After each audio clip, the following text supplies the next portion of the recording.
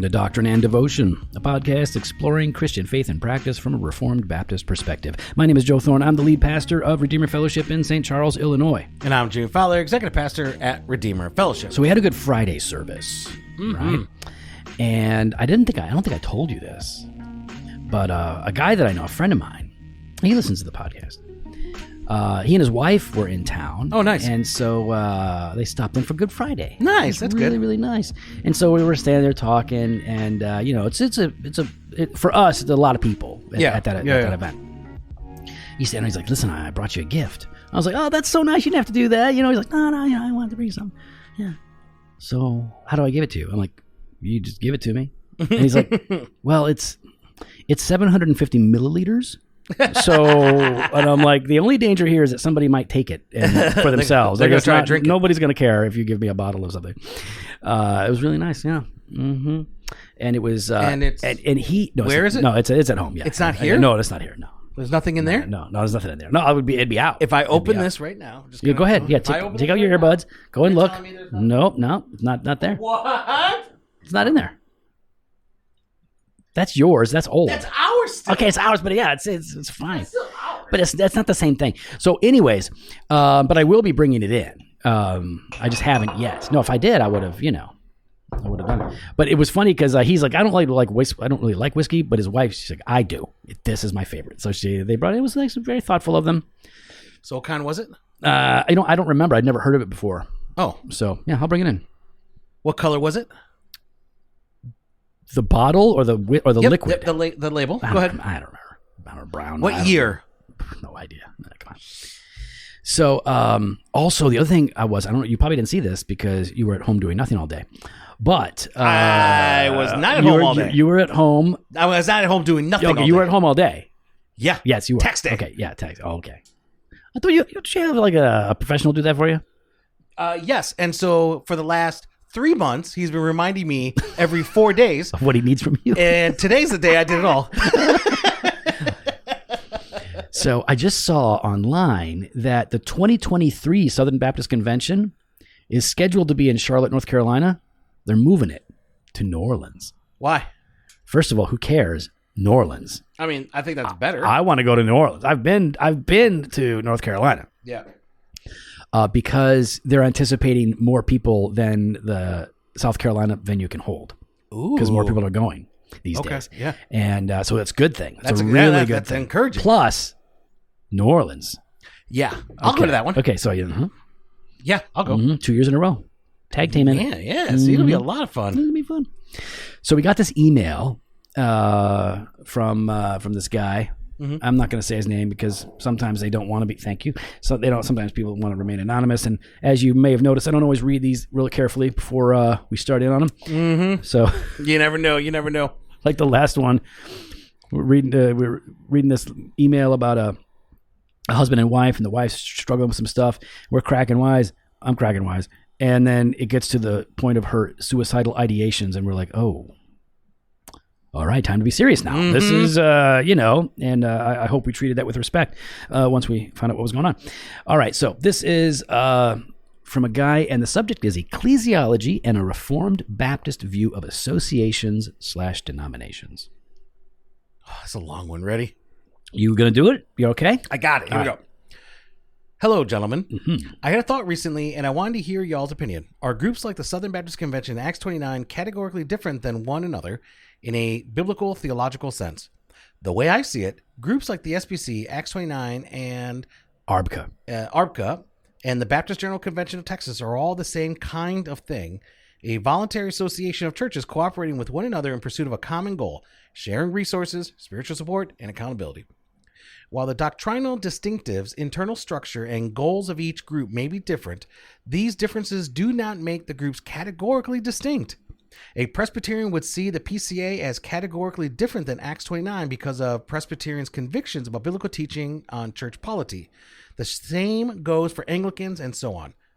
But for Baptists, with our understanding of what the Bible teaches on church polity, there doesn't seem to be a biblical theological distinction that demarcates groups like the SBC from groups like Acts 29. What do you think? Thanks. Yeah, man. Yeah, cool. Good question. Nerd. What? This is kind of a nerdy question. I like this question. I'm in the same nerd camp. But yeah, this is a good thing. So yeah, okay. So when we're talking about SBC and Acts 29, you described them very well. They are a voluntary association of churches, and now there are still parameters that qualify you or disqualify you from participating. It's not open to anyone. So there are limitations, convictional limitations.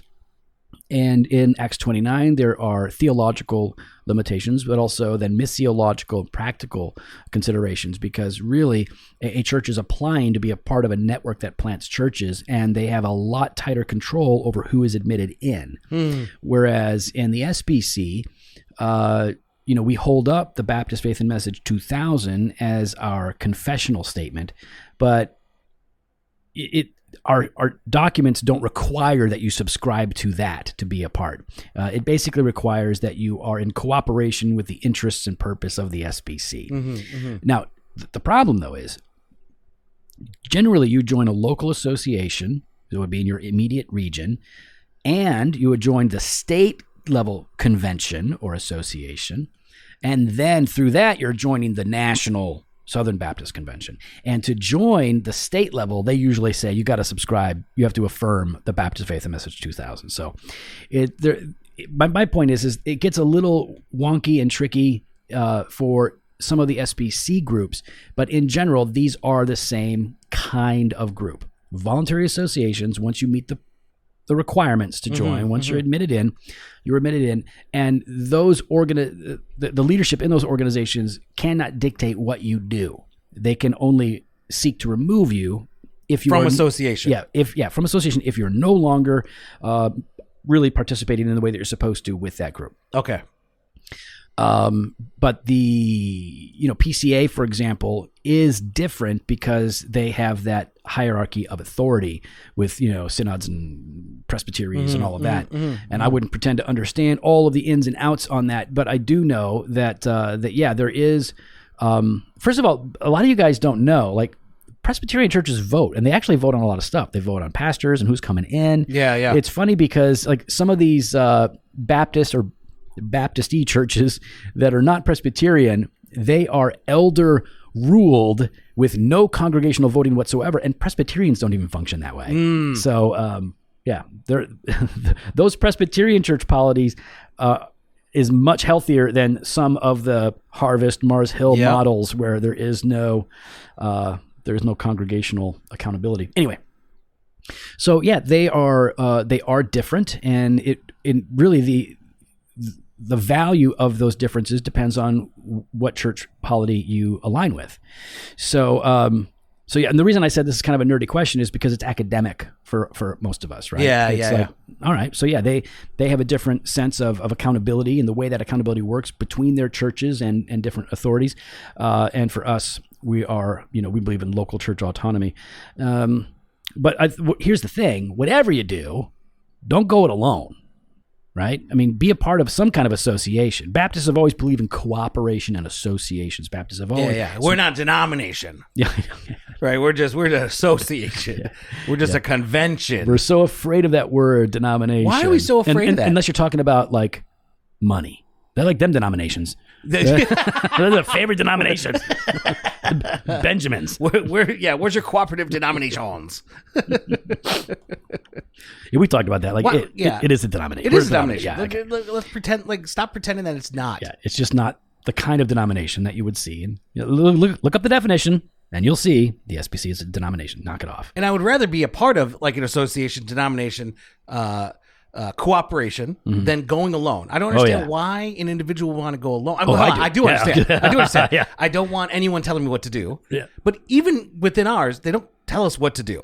But right? I also get like why, because when you look at the mess, sometimes the ugliness, the politics, it can be so discouraging. You just want to like get away from it all. Just forget it. I'll just go on my own. But even then, like one of the things I like about being in the SBC is cooperation, big tent, but also because we are big, we can do a lot. We can do a lot. If I were to join up with, say, another organization, we might have more in common as a smaller organization.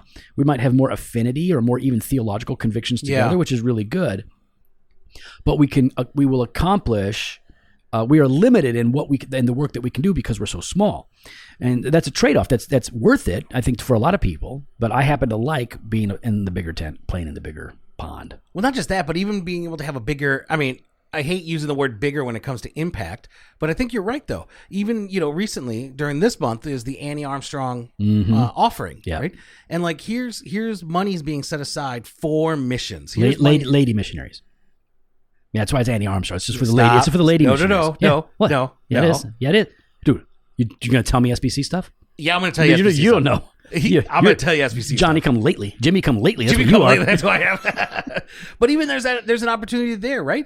To be able to cooperate together, and I mean, we raise a lot of money for missionaries doing that. Yeah, I mean, just even planting churches together, right? Whether at home or abroad, having these cooperative efforts, being able to pool our resources, and not just financially, but stewarding resources like individuals with gifts, right? Like individuals that have been called to certain ministries and to certain missions, right? Being able to cooperate together in that way, being able to together, like the ERLC, right? Being able to together kind of. What do you want to say? I don't. There's a word I don't want to use, but use that word. I'm not use that word. I'm not using it. Use it. Don't be a baby. Just do it. No, because it's the wrong word. Fine. Acknowledge now. Use the word. Politicking. Oh my gosh. Being able to represent us and represent, really represent social issues and stuff at a governmental level. Yeah, right? That's and then not even on top of that. Let's even look at the seminaries, being able to pool our resources to educate another generation of pastors. Yeah. And give them gifts that local churches can't give them. I know. Well, if churches were doing their jobs, we wouldn't need seminary. Okay, fine. Yeah, but guess what? Wake up, Junior. Yeah. This is life. Most churches can't teach Greek and Hebrew. What I mean? So church history is a whole academic discipline. And I feel like I'm fairly decent at church history, but I'm not a scholar. So, yeah, these are good things. Seminaries are good things, and I'm all about it, man. I do. I love our SBC. Just like I love my family, and Jimmy and I love each other as brothers, and that doesn't mean that we've got it all together or that our families are perfect. We got warts, and I got moles. I don't have warts, but we have problems. And some of us have. You've got cancer. Yeah, I do have, but this scar is turning out to be kind of cool. When they took out the cancer in my arm, that looks kind of good now. Looks like I got stabbed. I don't like it. Yeah, well, I don't like it. Fine. Whatever, man. Okay. Sorry, I wasn't trying to hurt you. Well, you did. Road to hell is paved with good intentions, Jimmy. You didn't mean to, but you did. Okay. What is wrong with you? What? You're like that guy that made that terrible racist joke at my kid's school, and now he's in big trouble. We're not talking about that. Ooh, I don't want to talk about that. That's a horrible joke. Listen, Jimmy and I have thick skin. We're ready to have jokes, but there definitely is a difference between racism and telling a joke or making an observation about our differences that can be okay, even if some people might not like it. Yeah, this was not good at all. Hey, all right, so they're different. That's the answer to your question. Good stuff. Thanks for listening, bro. Appreciate that. So just before we started, because you were talking to your wife. You were texting. Yeah. During our time. Okay. It's our time. My bad. Okay. Yeah, it was. Hurt me then too. But I was, I opened up Facebook. Okay. And, one of those memories comes up. Yeah. And this was from like 14 years ago. I want to say, about 14 years ago. I think it was the first Together for the Gospel, and it's a picture that I took of a guy named Timmy Brister. Timmy Brister. That name sounds familiar. He was at Southern Seminary, got in some trouble there. For a good reason. Okay. And Timmy, I don't remember what you did, but you did something. And I poked the bear. And then then he was on staff at Grace Baptist Church in Cape Coral, Florida. You know who that is? Tom Askell. That's right. He was on staff there for a number of years. So I just saw this picture of him, and I just texted it to him. Maybe that's why I remember him. Yeah. Okay. So he did a bunch of other things. Worked with Haiti Relief Okay. and a bunch of stuff, good stuff, church planting and all that. Anyway, so it was interesting because we're getting ready to. I thought one of the things we could talk about is that conference season is coming up, and that picture popped up from the old T4G days. And no, everybody keeps asking. We're not going to Together for the Gospel. I don't think I've ever gone. Yeah. Have I gone? No, because I used to go every time. And then after the guys just wouldn't be honest about CJ, I was like, don't really feel like going anymore. Yeah. And if I'm being transparent, I didn't really go because here we go. Yes. I would go. I remember about hearing about this. I would go. The church would go ahead and take care of entrance. Mm-hmm. Actually, maybe they didn't even do that. No, Maybe we just did. did the travel. No, I would, because I would go to like one session. Oh, okay. I would hear like one message. And you would get a lot out of it. And then it was extremely beneficial. Oh, Sproul's going to talk? I'm going to to hear listen to that, yeah. Or Ligon Duncan, you know? And but then I would just hang out with people the whole time. And then at the end, the last time I was going to go and then decided not to, the church was like, do you really need tickets? And I'm like, no, just get my airfare there because I'm not going to really go in. I want to fellowship with people that I don't get to see. So I want to go be together with them for the gospel. Yeah. Together with some for the gospel. Together with some. Across the river in Indiana at a cigar shop where I can't say who, but I won't. I can't say who, but a well-known person introduced me to the Sazerac many years ago there. Many years ago. So I had a good joke for that, and I decided not to do it. Look at you. Self-control. Fruit of the Spirit. That's right. Look at you. But you're going to tell me after, right? I will. Okay. I will.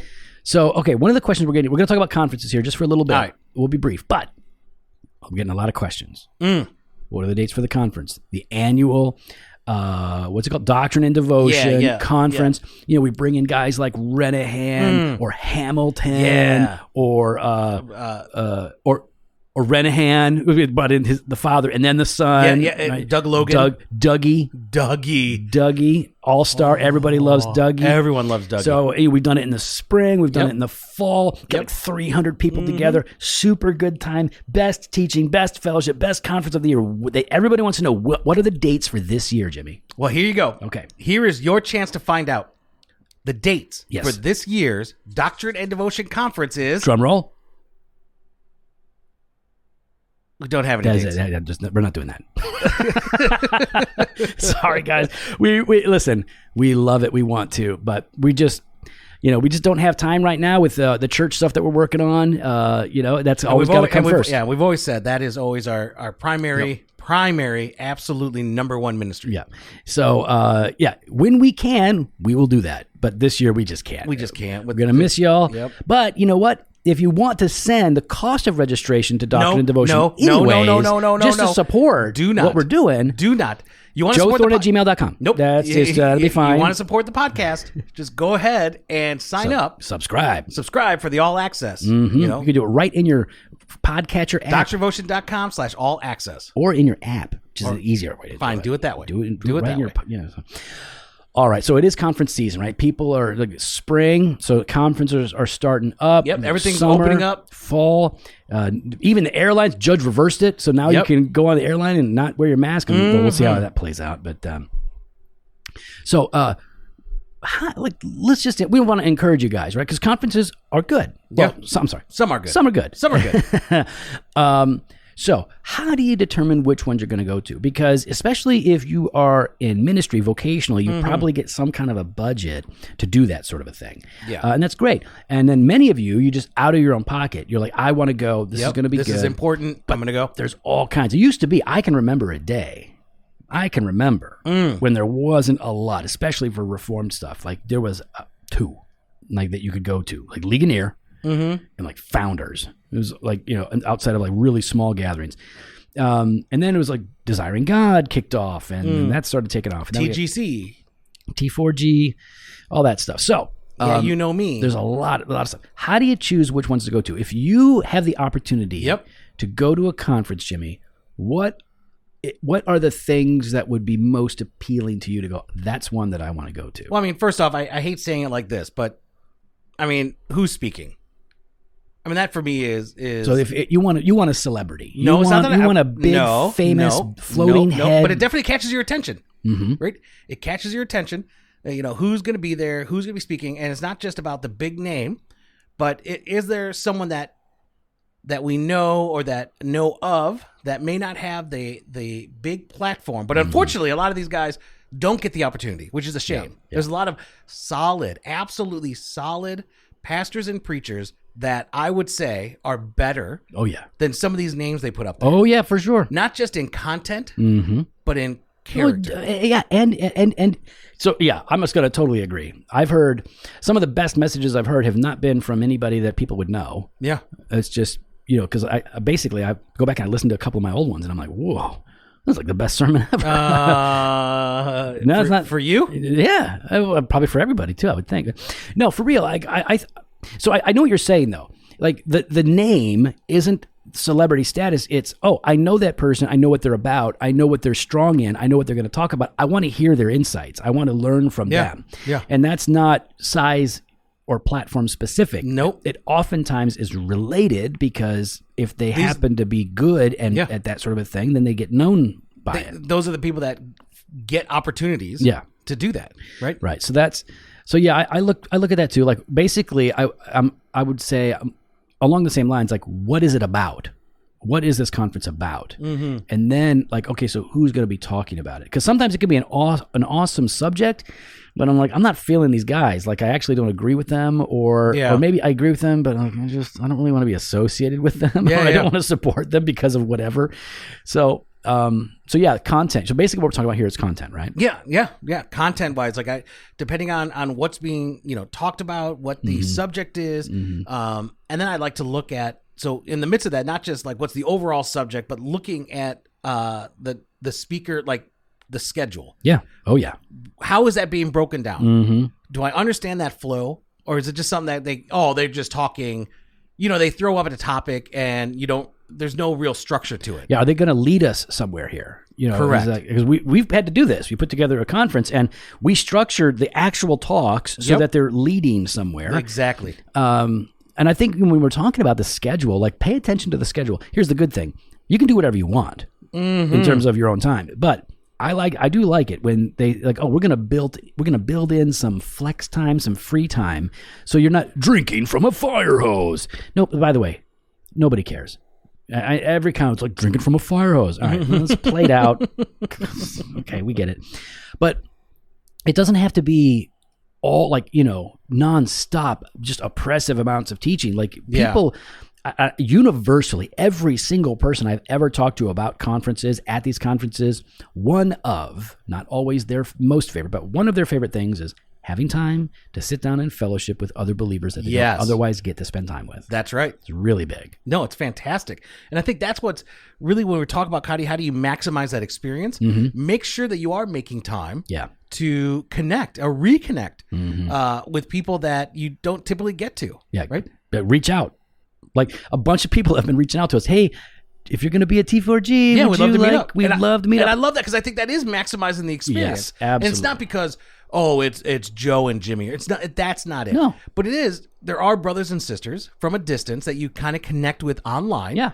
And to have the opportunity to fellowship in person, I love that. Which is why, when we do our conferences, it's really important for us to have that kind of hangout time afterwards. Yeah. Because I want to get to know other brothers and sisters. And through that, I've been able to, and I know Joe has as well, we'll be able to connect with them even further online and being able to pray for them, see what's going on in their lives, like encourage them and get updates from them on what's happening. Yep. I quite love that. Yeah. No, I mean, and you guys all know this, like you actually make good friends at some of these conferences, or you get to reconnect with good friends at these conferences. The fellowship of the saints is a true gift, and conferences are an opportunity to like leverage that.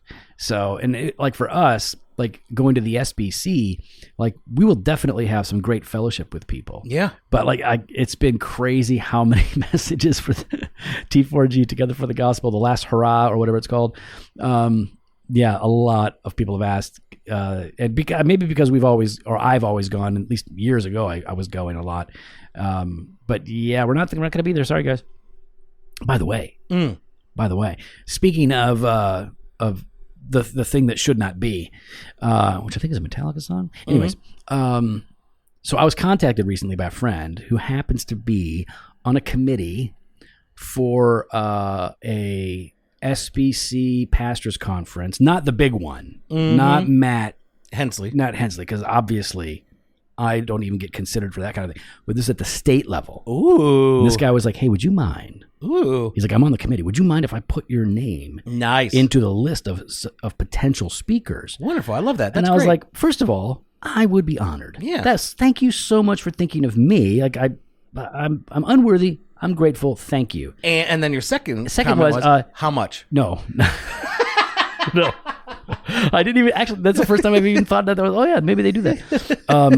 My second thing was, and don't be surprised when no one else wants me there. So you're gonna be the one guy in the committee that's like, hey, how about this guy Joe Thorne? They're gonna be like, who dat? And then they're gonna look me up and they're like, nah, that's all right. They're gonna be who dat? They're gonna look you up. And they go, not that. Anything else? Oh wait, who's that Fofo guy? Though? Nah. him. Well, no, because he would be good.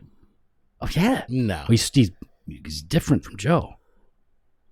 All right. I'm just saying he's different. Right. No. Stop. What? Stop. What? I know. Why do you make everything racial? I never said that. But you did. I didn't. No, I didn't. You with your eyes. What? You did. Yeah. I didn't say a word. No, you didn't say a word with your eyes. No. You did the whole like racial eye roll. Like, oh, here we go again. It's because I'm Wait, what's brown. it called? What's it called? The racial eye roll. I can't believe you just said that. Yeah. Yeah, it was basically you like turning it into. I wasn't saying anything about you being brown. I didn't even say that you said that. No, but you thought that's what I was referring to. How would you know what I'm thinking? Because I know everything about you. Oh, what? Really? Yeah. Mm-hmm. You don't know me. Dude, I know what your PIN is for your taxes this year. I know everything. So, okay, last question. Can you think of the best or one of the best conference experiences that you've ever had besides Doctrine and Devotion, because we have the best conferences? No, of course. But when you've gone to something, does one or stand out like, wow, that one was really sweet?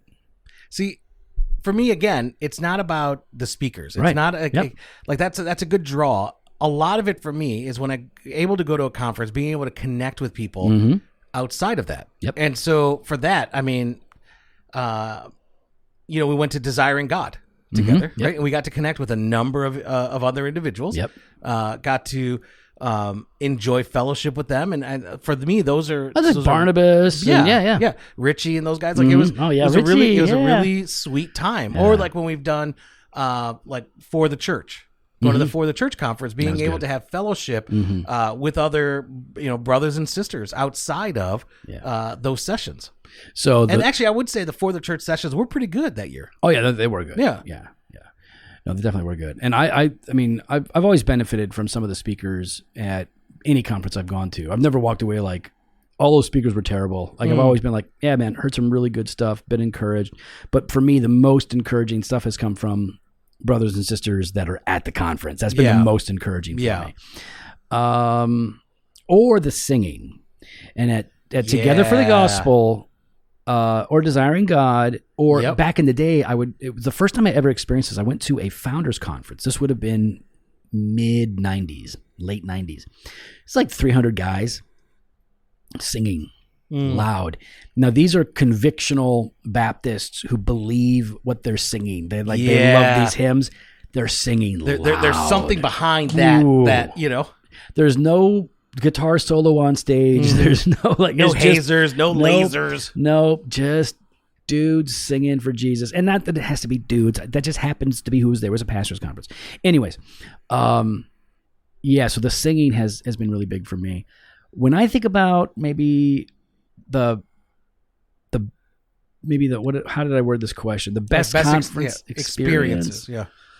It might have been the first Together for the Gospel was pretty significant. And again, because of the people, what God was doing in my life at that time, the singing, the speaking, all of it was really good. And that was definitely one of them. I mean, I've been to others where the teaching was better. In fact, I would say this: probably, if I had to say based on teaching, the best conference that have ever been to was the Philadelphia Conference on Reformed Theology, when James Montgomery Boyce and R.C. Sproul were just destroying. It was amazing in the 90s. Oh man, that was so good. That was probably my favorite conference experience, especially if we're talking about content. Because I didn't get to hang out with everybody. I was with my pastor at the time, and I didn't get to hang out with people.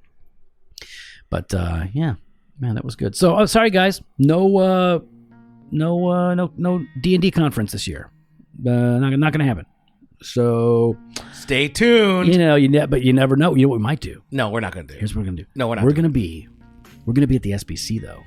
Oh, that's right. We can arrange a hangout. Oh, I thought we were going to. Well, just go with me. Jimmy. Jimmy, go ahead. What we can do? I have a great idea. What can we do? We just arrange a hangout. Mind blown. Wow, right? It's a good idea. That's a fantastic idea. It just popped in my head. Right there, right now? Ooh. That's amazing. So if you're going to the SBC, let's start talking. Because we'll pick a spot. Jimmy's going to be there early. Jimmy's going to like a month early. He's going to vacation there or something. I don't know what First of all, bought a house or something. One of your houses is there. I don't know what it is. Or is it a bungalow? What do you have? I'll be on a whirlwind, man. I'll be in Europe for about 3 to 4 weeks. Yeah, I know. It's then I'm home for 3 days. Yep. And then I'm in California for a couple meetings. Yep. Outside of Anaheim. Mm-hmm. And then I'm I'll be staying in Anaheim, but I got some meetings just outside. And when are you going to Amsterdam? Is that before that? I got to go twice. Yeah. Before that, I got to go on the front end of my trip. Then I got to go. So I got to go Amsterdam. Do you know what England, Jimmy did? Jimmy comes into the office Spain, playing Van Halen back to Amsterdam the other day, playing that worldly song Amsterdam, saying I'm going to Amsterdam for work.